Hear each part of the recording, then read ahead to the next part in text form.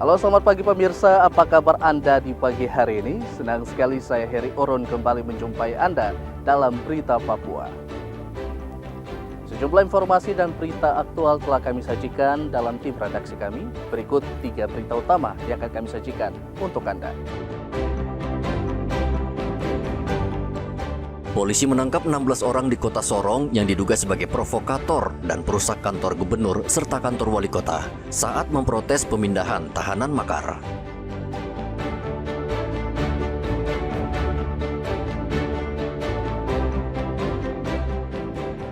Ratusan mahasiswa dan warga Merauke kembali turun ke jalan mendesak PT Telkom percepat perbaikan internet putus.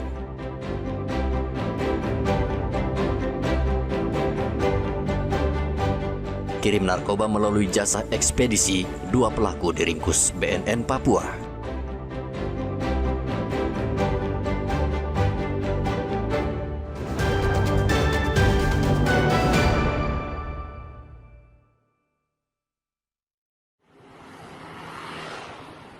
Pasca kerusuhan yang terjadi di kota Sorong, situasi saat ini sudah aman.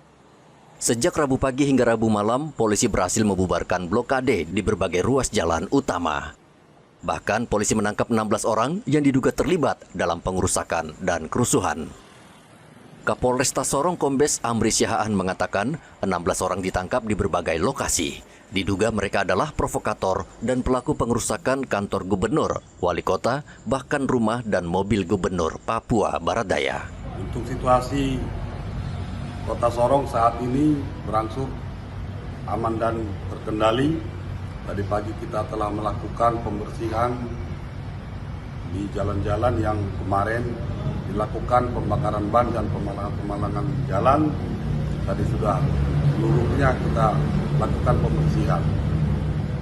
Dan kemudian dari peristiwa kemarin kita telah melakukan penangkapan terhadap mereka-mereka yang melakukan pelanggaran, ada 16 orang. Saat ini masih kita proses, sedang kita dalami peranannya masing-masing dalam peristiwa tersebut. Himbauan saya kepada masyarakat Kota Sorong agar untuk tidak terikut-ikut melakukan hal-hal yang negatif, yang merusak Kota Sorong dan yang merugikan dirinya sendiri. Untuk menambah kekuatan personel, Polresta Sorong mendapat bantuan tambahan ratusan Brimob dari Polda Papua Barat.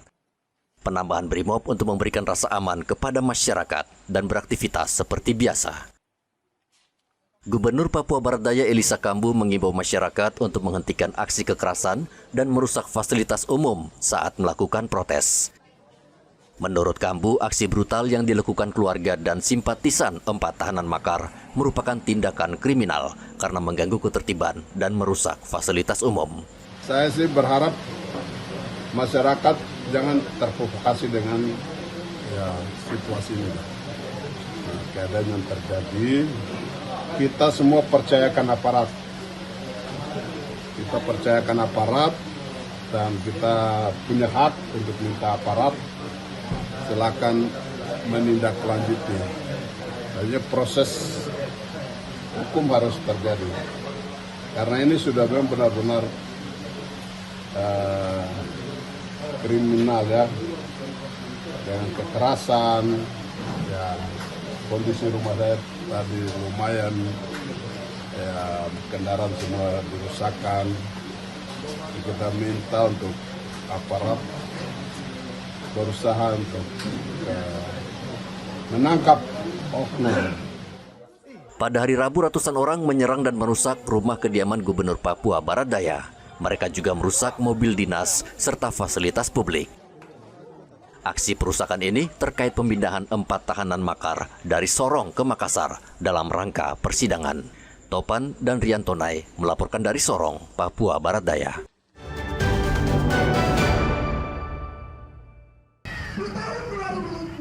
Ratusan mahasiswa dan masyarakat kembali menggelar unjuk rasa memprotes jaringan telekomunikasi yang terputus sejak 16 Agustus lalu. Aksi Jilid 2 ini untuk menekan Telkom bekerja cepat dalam memperbaiki kabel optik yang terputus di perairan Sorong, Merauke. Pengunjuk rasa awalnya berkumpul di Tugu Libra. Mereka kemudian bergerak menuju kantor Grapari Telkomsel di Jalan Raya Mandala. Aparat kepolisian tidak mau kecolongan dan ikut mengawal pengunjuk rasa. Mahasiswa dan warga berorasi di jalan utama Mandala. Mereka menuntut Telkom segera memulihkan jaringan telekomunikasi karena aktivitas masyarakat terganggu, khususnya pendidikan. Kita ketahui bahwa hilangnya jaringan internet di Kabupaten Merauke sudah terjadi berulang-ulang kali. Ini adalah hal miris, apalagi kita adalah provinsi baru, provinsi rasa kampung. Tidak pernah ada solusi alternatif dari pihak Telkom dan pemerintah. Bahkan statement dari gubernur mengatakan bahwa boleh demo, tapi jangan anarkis. Kenapa ini yang dilihat? Kenapa demonya yang dilihat? Kenapa bukan jaringannya yang dilihat? Kenapa tidak berikan solusi alternatif kepada kami masyarakat Merauke? Pengunjuk rasa juga menyampaikan kekecewaan mereka karena kejadian ini terus berulang dan tidak ada langkah penyelesaian yang tuntas.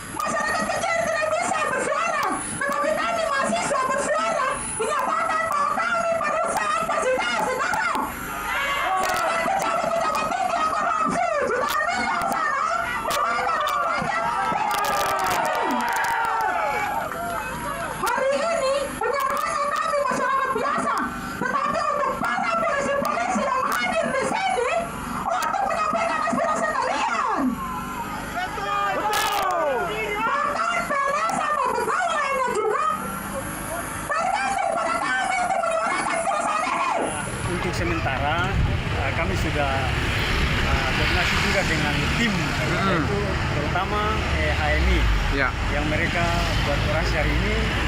Orasinya tujuannya orasi damai, tetapi kita tetap siaga, bukan cuma di Gerapari, tapi setelah ini mereka bertemu dengan pemerintah, dalam hal ini DPR Provinsi, lanjut dari Gerapari.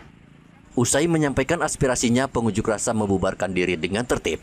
Mereka berjanji akan kembali demo jika janji Telkom awal September internet tak kunjung normal. PT Telkom berjanji jaringan telekomunikasi akan kembali pulih pada awal September. Menurut pihak Telkom, kerusakan jaringan telekomunikasi akibat kejadian alam dan proses perbaikan membutuhkan waktu lama karena menunggu kapal dari Jawa yang akan memperbaiki jaringan di bawah laut. Muhammad Ridwan dan Rianto melaporkan dari Merauke, Papua Selatan.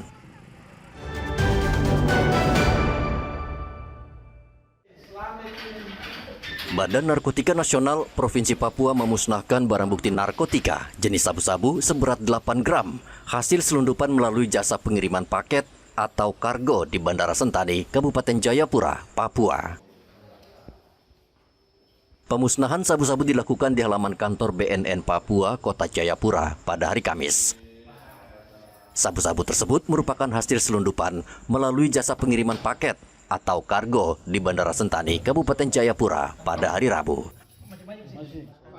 Kepala Seksi Pengawasan Tahanan dan Barang Bukti BNN Papua, Syukur, mengatakan pemusnahan barang bukti disaksikan langsung 2 tersangka.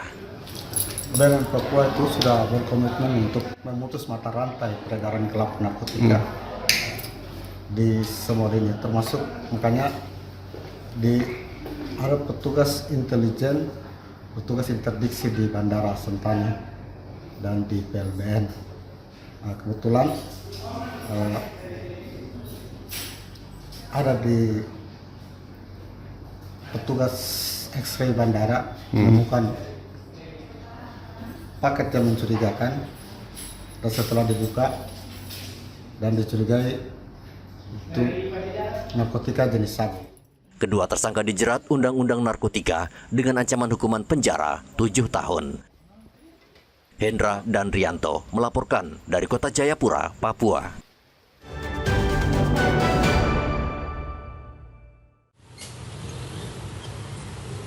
Polisi saat ini gencar melakukan razia kendaraan di sejumlah kawasan di Kota Merauke. Gencarnya razia tersebut karena banyak kendaraan bodong berseliweran di jalanan. Kendaraan bodong ini tidak memiliki dokumen yang sah dan berasal dari luar Papua. Warga banyak membeli karena harga kendaraan bodong ini lebih murah. Tidak jarang, warga yang tidak tahu akhirnya berurusan dengan polisi karena kendaraan tersebut bermasalah. Kepala Biro Satlantas Polres Merauke Ibda Alfiah Lakui mengatakan pemilik terpaksa merumahkan kendaraannya karena tidak diizinkan beroperasi. Ia meminta masyarakat yang ingin membeli kendaraan agar mengecek terlebih dahulu surat-suratnya. Dari Satuan Lalu Lintas Polres Merauke mengimbau kepada masyarakat Kota Merauke agar membeli kendaraan baik roda 4 maupun roda 2 ataupun juga roda 6 ya, kendaraan yang lengkap, yang tentunya lengkap sesuai dengan peruntukan masing-masing ya, sehingga aman dan selamat di jalan. Jangan kita membeli kendaraan yang tidak lengkap atau yang disebut kendaraan bodong. Ya, hal ini sangat bermanfaat untuk masyarakat semua ya. Apabila kami melakukan shipping atau terdapat kecelakaan, maka kami akan melakukan penegakan hukum sesuai dengan aturan yang berlaku. Polisi meminta masyarakat berhati-hati karena membeli kendaraan tanpa dokumen bisa bermasalah dengan hukum. Muhammad Ridwan dan Rianto melaporkan dari Merauke, Papua Selatan.